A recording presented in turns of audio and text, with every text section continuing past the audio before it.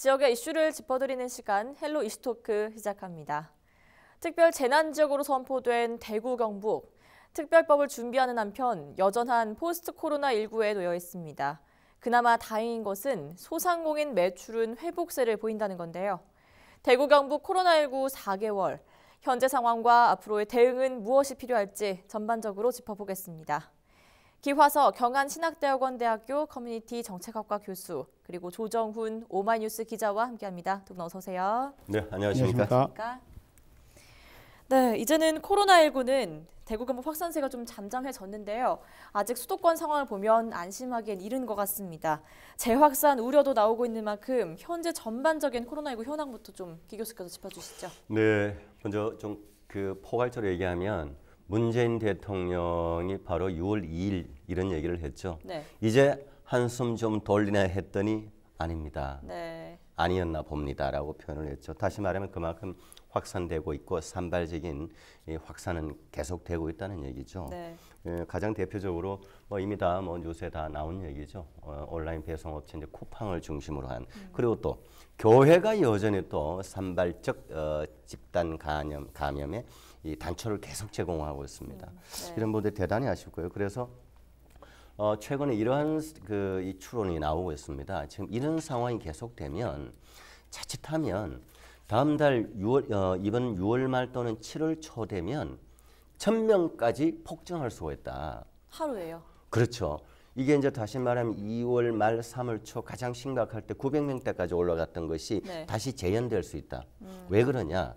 이거는 대한예방의학회 안에 코로나 대책위원회라고 있습니다. 전부 전문가 집단이죠. 네. 여기에서 이런 확산 증가세를 봤을 때 소위 말하는 다시 확산되는 재생산 지수라고 그래요. 재생산 숫자를 시뮬레이션 해보니 이대로 가면 지금 이제 무증상 감염돼서 또 경로를 모르는 사람들이 계속 늘어나요. 네. 이것이 계속 이대로 방치가 되면 일일 1,000명까지 늘어날 가능성도 있다. 대단히 조심해야 된다라고 하는 그 발표를 했습니다.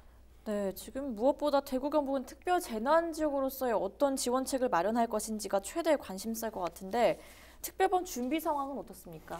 예, 그렇습니다. 지금 21대 국회가 이제 막 시작을 하는데 여야를 넘어서 어느 당이든지 먼저 이제 코로나19 특별법을 만들겠다 이러면서 법안을 서로 막 앞다투어 제출을 하고 있는 상황인데요. 네. 그렇지만 이제 코로나19 특별법이 지금은 이제 주로 그 치료제 그리고 백신에 좀 중점이 돼 있습니다. 그러다 보니까 어떻게 하면 신속하게 개발 비용을 신속하게 이런 개발을 할 수 있도록 개발 비용을 지원할 것이냐, 그리고 이제 인허가 기간을 얼마나 좀 단축을 할 수 있을 것이냐, 여기에 가장 좀 중점을 두고 있다 보니까 우리 지역 같은 경우는 이제 특별 재난 지역으로 선포가 돼 있지 않습니까? 네. 그럼에도 불구하고 좀 소외돼 있다. 그래서 우리 지역 주민들로 봐서는 좀 서운할 수도 있겠다 이런 생각이 많이 드는데요. 네. 특별 재난 지역에 좀 걸맞게 그 예산 지원이라든지 또는 그 적절한 보상이 좀 이루어질 수 있도록 좀 적극적으로 좀 노력을 해야 되지 않나 이런 의견이 좀 많이 있습니다. 네. 그리고 이제 또 정부에서는 그 기존에는 이제 특별 재난 지역이 정해지면은 그 지역에 대해서 상당히 예산은 또 지원을 많이 하고 했지 않습니까?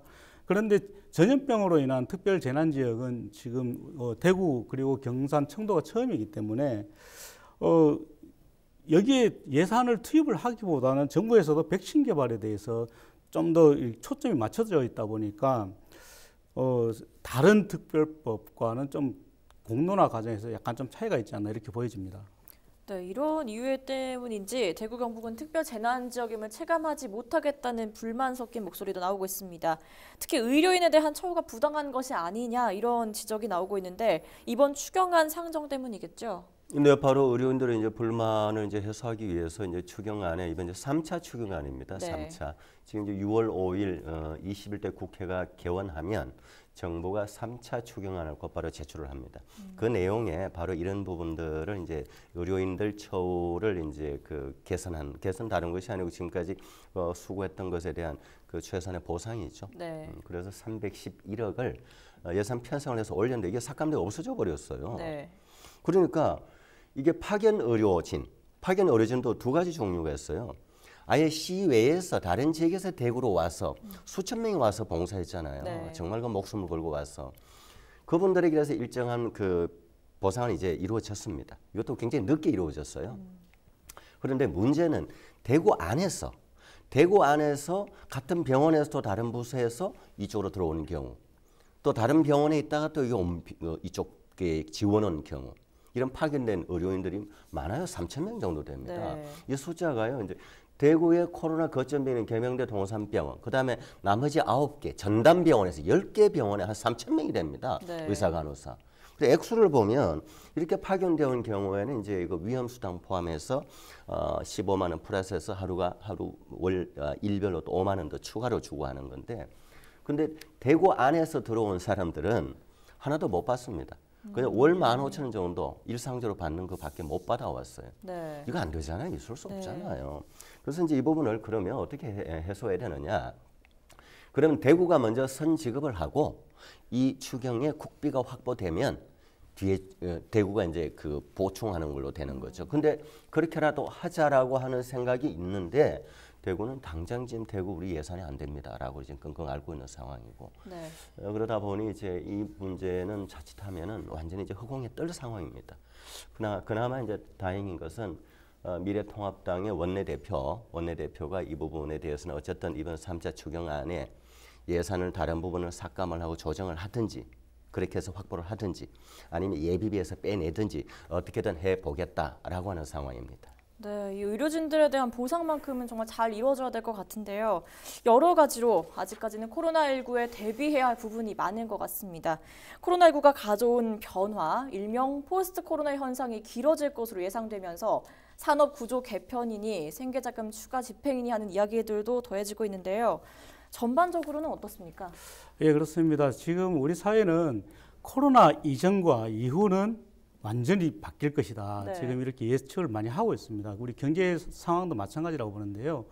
우선 당장 우리가 사회적 거리두기를 하다 보니까 뭐 상당히 이제 비대면을 많이 하지 않습니까? 네. 그러다 보니까 직접 가서 음식을 사 먹는다든지 이렇게 하지 않습니다. 그래서 주로 이제 시켜 먹는 게 상당히 많기 때문에 이제 배달 음식점이 상당히 매출이 증가하기도 하고, 네. 또 저 온라인 소비가 많이 늘어나면서 온라인 쇼핑의 매출이 상당히 늘어나지 않습니까? 반면에 이제 대형마트라든지 이런 쪽에서는 또 상당히 소비가 줄어들고 있습니다. 네.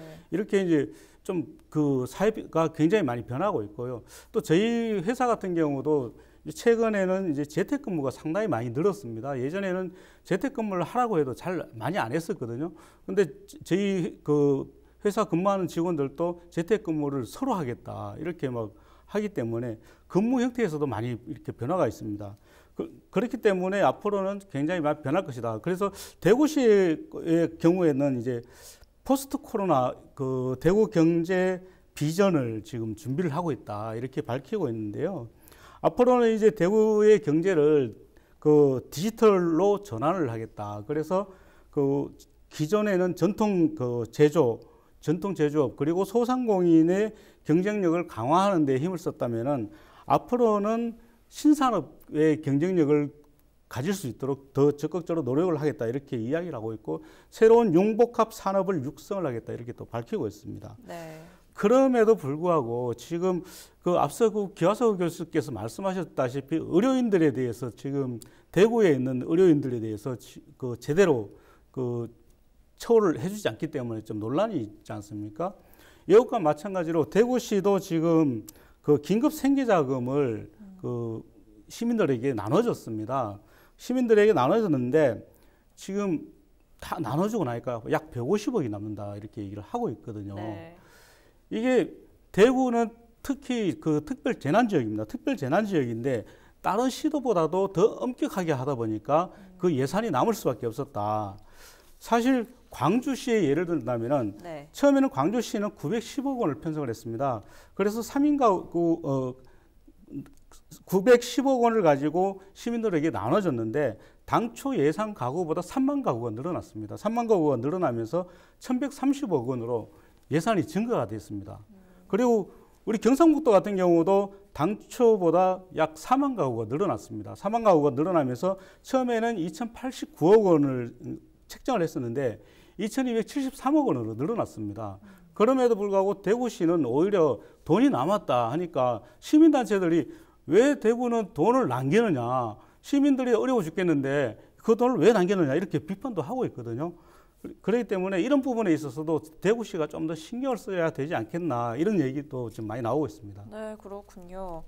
지금 특히 대구 경북은 고용 쇼크로 평균 3배에 달하는 취업자가 감소했다는데요. 이 때문에 걱정이 더 늘었을 겁니다. 이 부분도 좀 이야기해 주시죠. 그렇습니다. 지금 코로나19로 인해서 지금 고용 쇼크가 뭐 상당히 심한데요. IMF 이후에 지금 최대 실업자 수를 지금 보이고 있습니다. 네. 지금 취업자 수가 이제 지난해 같은 기간 대비해서 약 11만 7천 명 정도가 줄었고요. 네. 또 실직자 수도 47만 6천 명 정도가 줄었습니다. 이 정도면은 중소도시 하나가 완전히 그냥 아무 일도 못 하고 있는 것과 똑같은 상황이거든요. 네. 더구나 그 실업자들이 많이 나오는 그 사람들은 대부분이 일용직이라든지 취약계층들이 상당히 많다는 겁니다. 이 네. 취약계층들이 상당히 많기 때문에 앞으로는 이 취약계층들에 대한 그 대책을 상당히 좀 세워야 되지 않겠나 이렇게 보고 있고요. 또 지난해에 그 구직급여가 약 8조 913억 원이 들었다고 하는데 올해는 이것보다 훨씬 많이 지금 들어가지 않겠나 이렇게 예상도 하고 있습니다. 네, 정말 심각한 상황인데요. 그나마 좀 다행이라고 해야 할까요? 좀 소상공인 매출이 회복세를 보이고 있습니다. 최근 8주간을 좀 비교해 살펴보죠. 네네, 다행이죠. 2월 달부터 해서 매주 한 번씩 조사를 합니다. 네. 그러니까 일반 소상공인 사업장은 300곳, 그리고 이제 전통시장 220개. 네. 소를 중심으로 체크를 해봤더니 전주에 비해서 6.6% 정도가 하락한 38.7% 정도대로 이제 매출 감소율이 줄어든다는 네. 그 매출 감소율이 줄어든다는 그만큼 이제 회복을 했다는 거죠.